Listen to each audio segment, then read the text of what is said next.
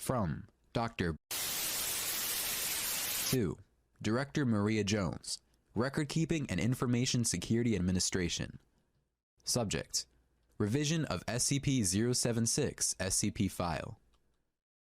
I have to go on record as saying that I seriously object to the proposed revisions of the SCP-076 Special Containment Procedures file. I know that redact all important stuff already claims it's a security risk, but you and I both know it's just top brass trying to sweep their biggest and most embarrassing mistake ever under the damn rug. Omega-7 has happened. It existed. These people died because you screwed up, and you can't change that, no matter how hard you try to hide it. For God's sake, man, those people guarding him deserve to know exactly what he is and what he did, what we did, how we fucked up, so they'll know better. Hi guys, welcome back to this channel. Today, we're going to talk about SCP-076, or what people usually call ABLE. But before we start, don't forget to subscribe and hit the notification bell so you won't miss the next video from us. Item number SCP-076. Object Class: Keter. Description: SCP-076 consists of two components, a stone cube, SCP-0761, and a humanoid entity contained within SCP-0762. SCP-0761 is a 3-meter cube made of black speckled metamorphic stone.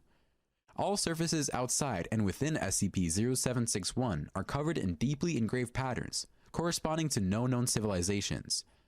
Radioisotope analysis indicates that the object is approximately 10,000 years old. A door is located on one side, sealed with a lock 0.5 meters in width, surrounded by 20 smaller locks in a circular pattern.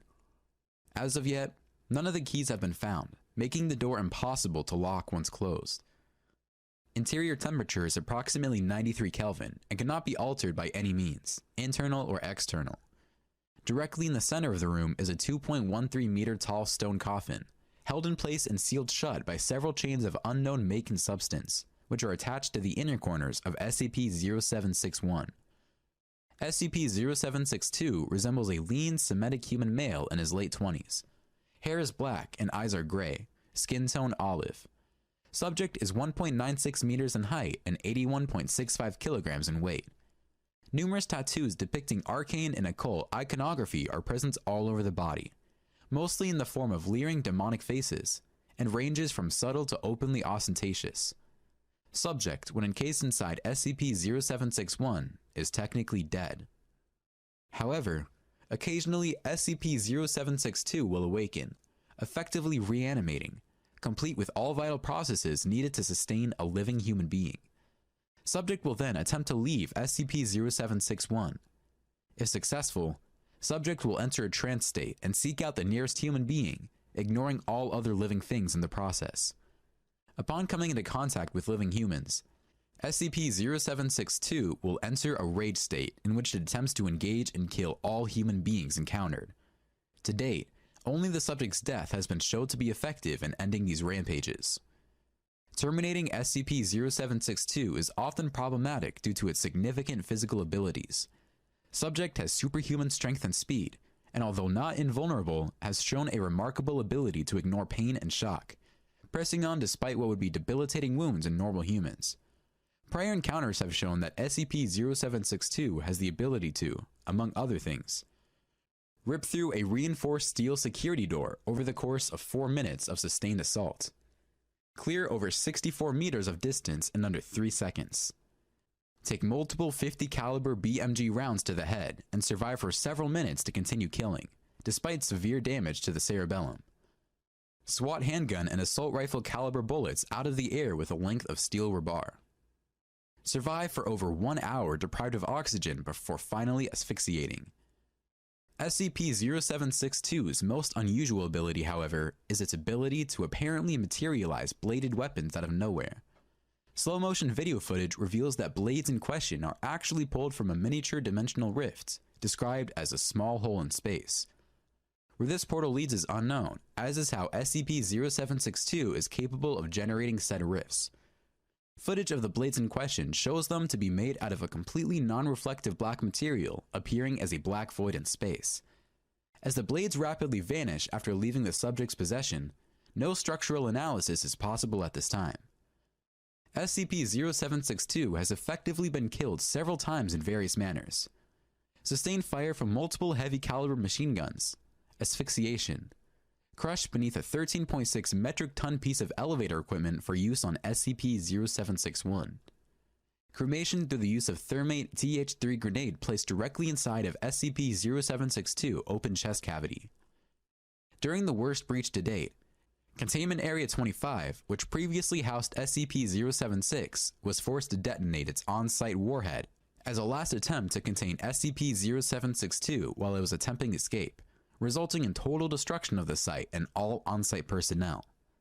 SCP-0761 survived. Upon death, SCP-0762's remains will putrefy rapidly until reduced to dust. SCP-0761 and the coffin within will then slam shut with great force, and the lock will rotate, sealing it shut.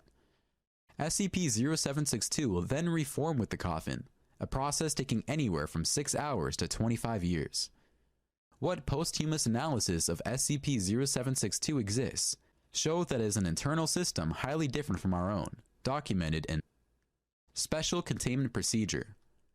Containment Area 25B is to be located 200 meters below sea level, tunneled out of solid bedrock in a seismologically stable area.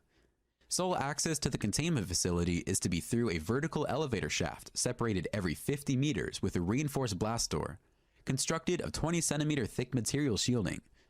Elevator shafts shall be flooded with seawater when not in use.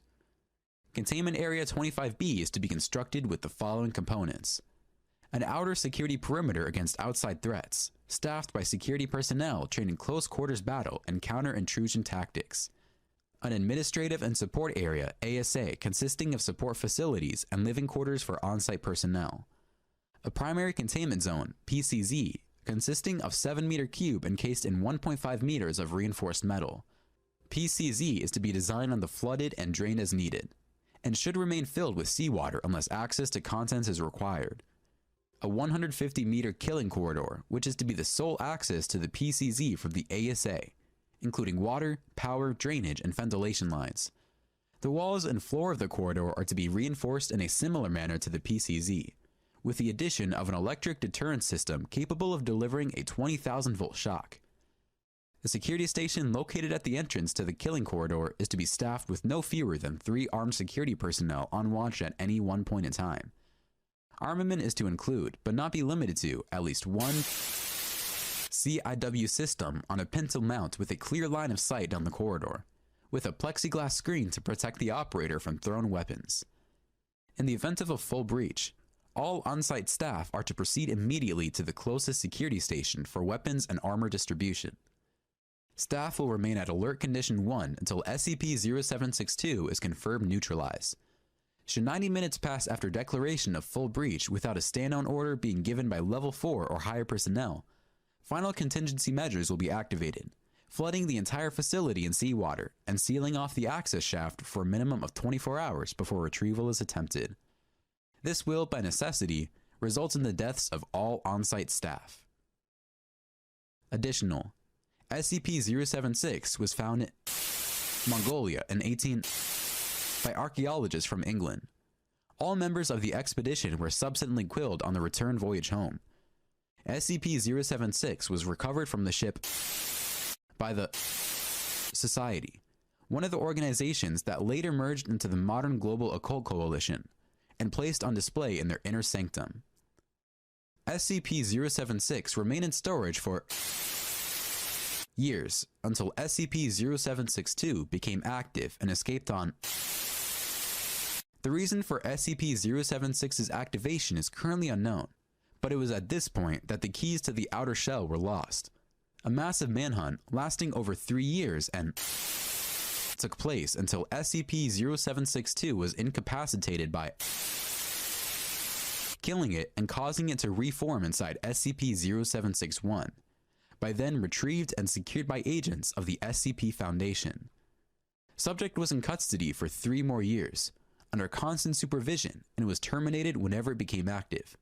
Although it occasionally was able to escape for short periods of time, often due to security breaches caused by attacks from other organizations.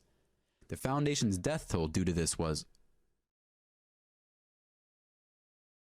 After the last incident, the current procedures regarding SCP-076 were implemented, although they are upgraded regularly with the increase in technological standards.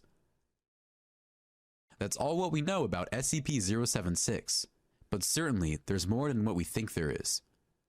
Thank you for watching this video, and again, don't forget to subscribe to us. Hit the notification bell, and we'll see you in the next SCP video.